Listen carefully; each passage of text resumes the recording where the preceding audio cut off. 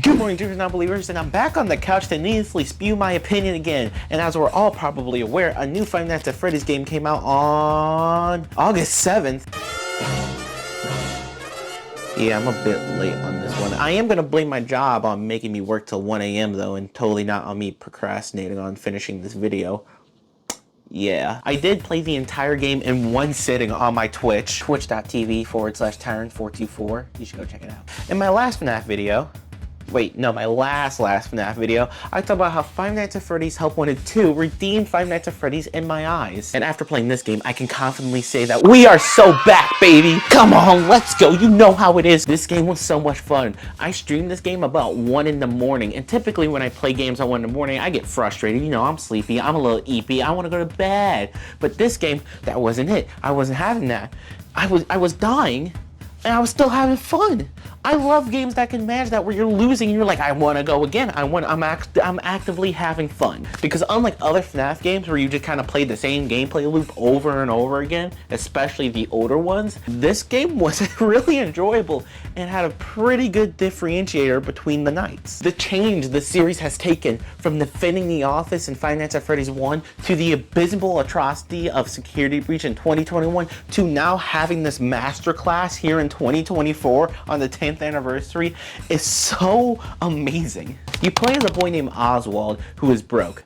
Like broke, absolutely no motion. We live in a dying town and all. Like, little bro must be hating from outside the club. And so instead of a babysitter, we get to sit in a pizza diner for hours on end. So Ozzy Oswald a little bit mad at his daddy for being a little bit late on picking him up. So when he finds a ball pit in the back, he thinks, how about I sit in this ball pit and hide in here to scare my daddy? I'm tired of these white kids, man. If I tried to pull that on my mama, boy, you best believe I would've gotten that belt treatment. Yet when we jump in the ball pit, it takes us back in time. And I'm not gonna lie, they kind of bumping in that joint, like it was kind of lit. While there, we meet these two kids named Chip and Mike. And I'm not gonna lie, they kind of cool. We play a little game of skee ball, we play a little tag, and then we start a baller game of hide and seek, which, might I add, I love hide and seek. Now Oswald here, being the white boy he is, he's like, let me hide inside this costume, which, to be fair, is a baller hiding spot. And also saved a little bro, because right when he goes in there, the MVP of tweaking comes up. I've seen tweakers on the streets of St. Louis that could take notes from him. Do you see him? Do you hear how he breathes?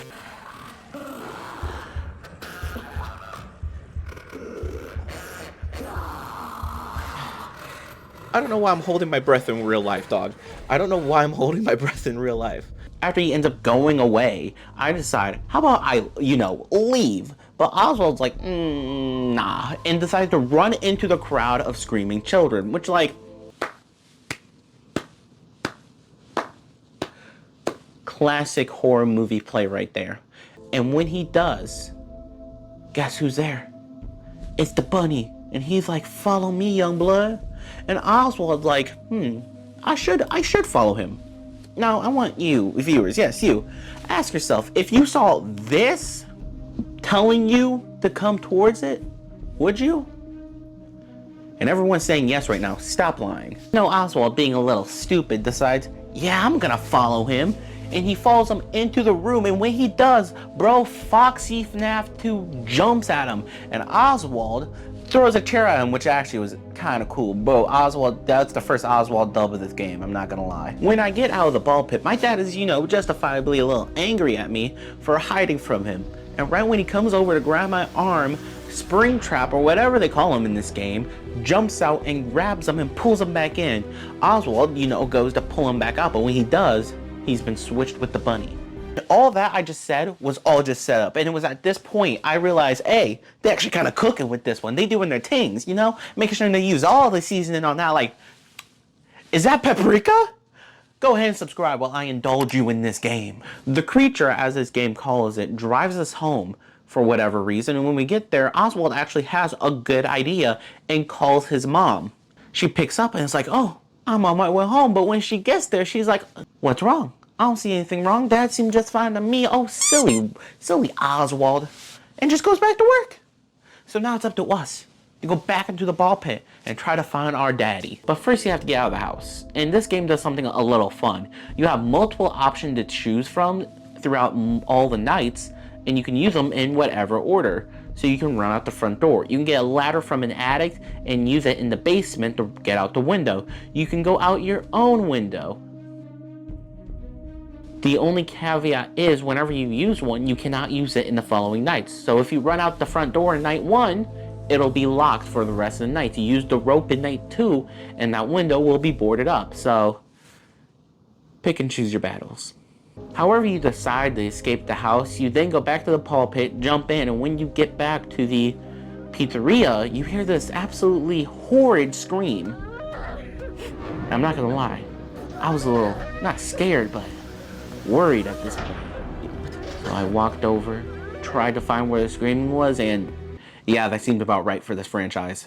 Oswald remarks that he could probably get the window open using a screwdriver. The problem is, the room with the screwdriver is locked. So you go back forward in time to your own time and talk to the current pizzeria owner, Jeff, get the keys from him, you go back in time, open the door, get the screwdriver out, and release him, and then just then, the bunny attacks you, and you have to run. Next day ends up being your first day of 6th grade, and when you go to leave the house, bro is chilling at the table. He can't kill you, he won't chase you, he's just chilling. So you leave, obviously, and when you get to school, you're out on the playground, you know, having some recess, when some kids light a firecracker in front of all the teachers and they do nothing. Yeah, they chase them afterwards, but like, you could have stopped them before it went off, but no, you don't. Oswald then remarks how the firecracker could be useful.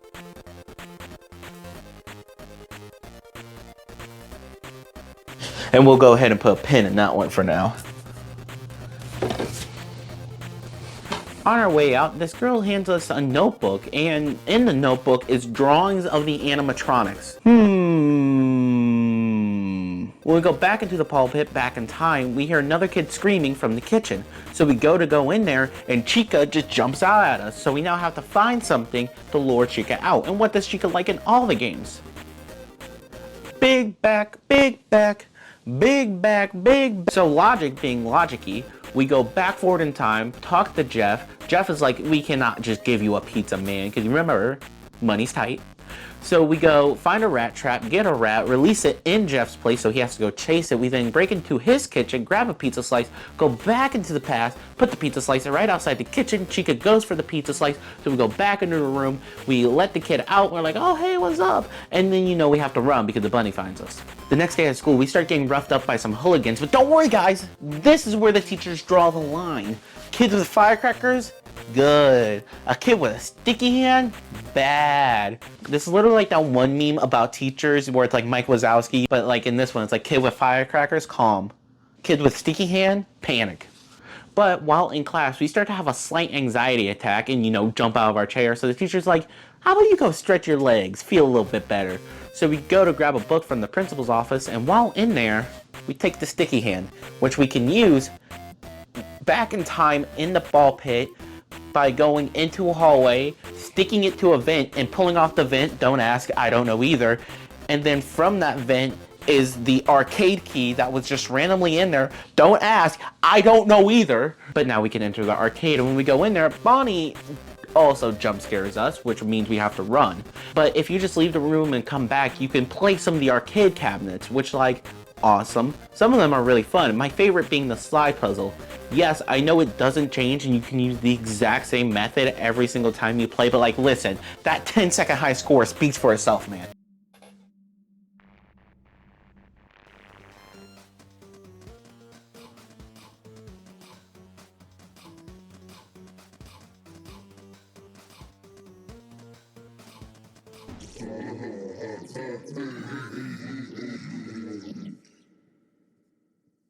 Amazing spawn.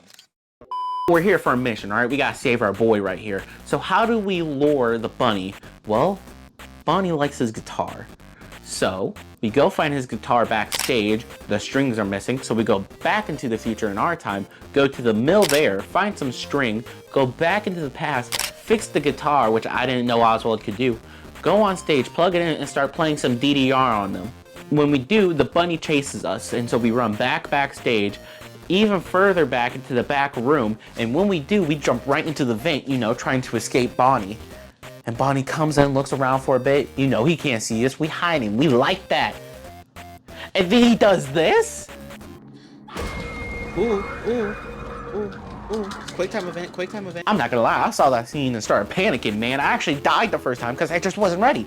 I just wasn't ready. But I'm not gonna lie.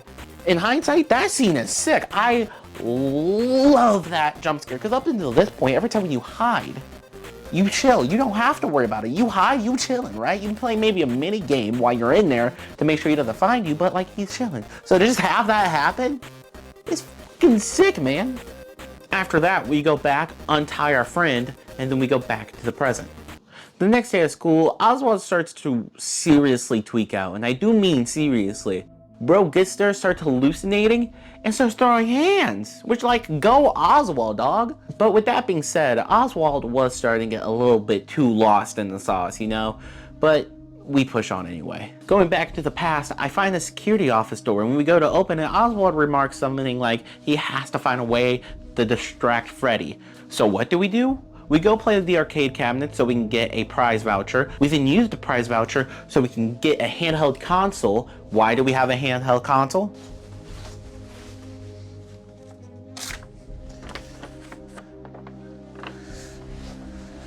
We give him the handheld console, so he gives us a firecracker so we can go back into the past, walk up to the door, knock on it, bolt, lay down the firecracker, let Freddy get absolutely dunked by it, and then we go into the room where we find a girl crying. We check the cameras to see if it's clear, and like, obviously not. So we run out to go distract him, but when we come back, he took the little girl, which like, yeah. So we find her in the freezer, and he's like, we gotta find something to open this door.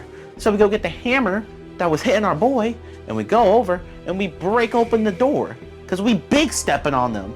And then we run. The final night, Chica in shambles, Bonnie in the bin, Freddy Fazbear, more like Freddy Dumbbear. There's only one person left, the man in the yellow suit. What? No, not him. Not him either. Yeah, it's a 1v1, and I'm bringing the heater. I run through the Pizzaplex to this vent so I can go through it and come out backstage where I find a pile of animatronics. When I stick my hand in, I find a key card. I don't know, but yeah. I go over to the only locked door left in this place, which was the door that the creature first led me to when he jumped at me. I get in there and there's another scared child, which I do not care about. We're looking for our dad, remember? And she remarks how through the vent right next to her, she could hear a man snoring.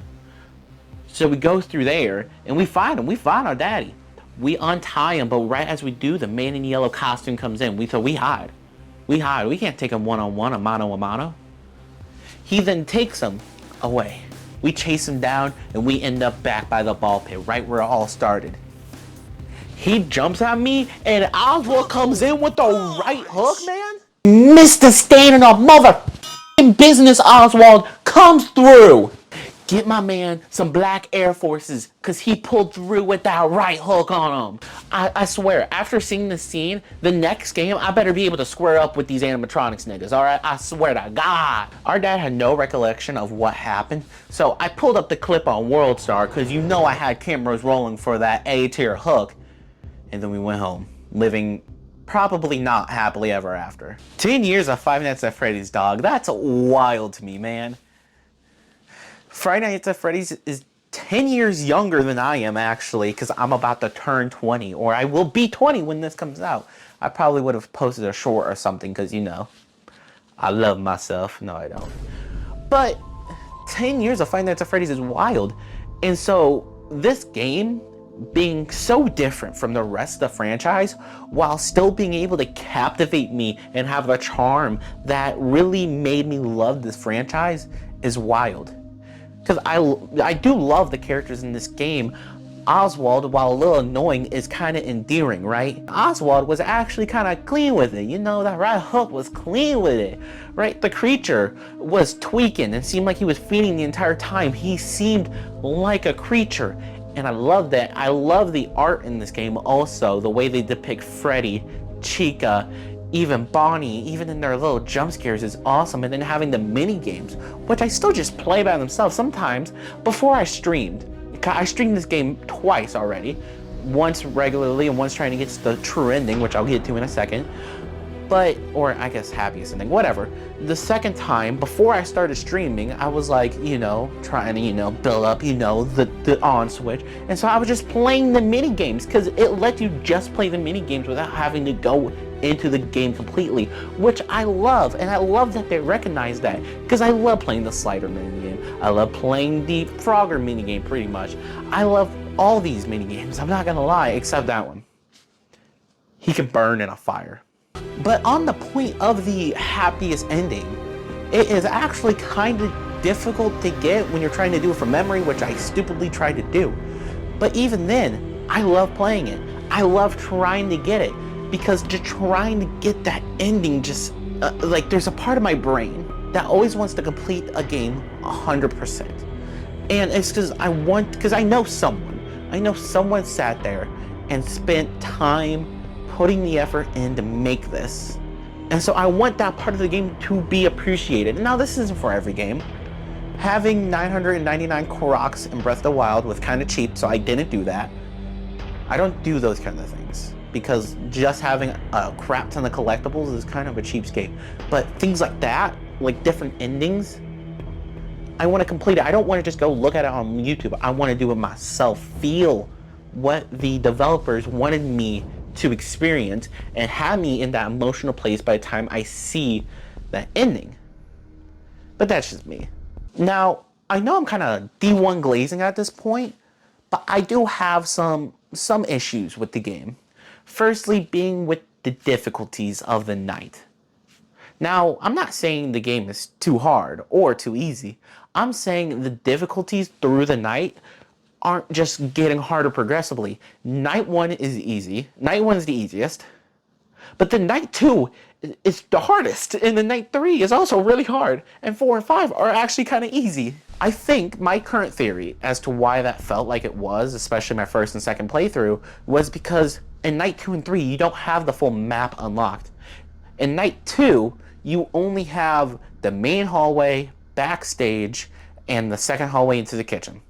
By night 3, you have all that and the arcade, right? So night 2, your options on outrunning or trying to juke the creature are very limited. And I will say it did get kind of boring when I would get run to the backstage area, get into the chest and hide, and then just have to wait for him to just walk away. Because even after he leaves the room, you can't leave immediately because he's just in that next room. So you have to wait for him to get out of that room also, and then just into a different room.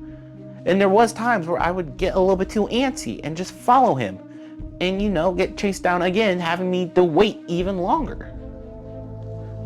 But besides those two things, that was so loud. Besides those two things, that's pretty much it. I really love this game, and if they keep making games like this one, I wouldn't hate it, honestly. I really wouldn't.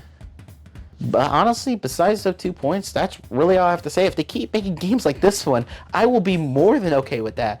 I loved this game, and honestly, it's probably my favorite in the franchise.